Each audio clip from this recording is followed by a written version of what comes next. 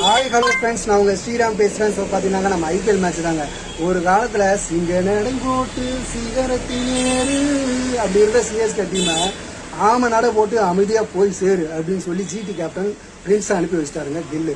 ஆமாங்க, toss win பண்ணுற Ruturaj captain பார்த்தீங்கன்னாக்கா பவுலிங்கை தேர்வு செஞ்சார். அகமதாபாத் கோட்டையில் இந்தியாவின் பிரின்ஸ் மற்றும் சதுரங்க வேட்டை சாய் சுதர்சன் வழக்கமான பாணியில் வேட்டையாடினாங்க. இதனால கில்லு ஒரு 64, சாய் சுதர்சன் 86 சம்திங், பட்லரோட படையில் இதனால ஒரு 230 டார்கெட்டாக கொடுத்தாங்க. ஒரு பயங்கரமான துவக்கத்துக்கு இருந்து இறங்கினாங்க சிஎஸ்கே. சிராஜோடைய சிறையில் பவர் பிளேவில் காலி ஆகிட்டாங்க. இருந்தாலும் 10 ரன் ஓவருக்கு அடிச்சுட்டே இருந்தாலும் ரூபேயோட அதிரடி ஒரு பக்கம் இருந்துகிட்டே இருந்தது.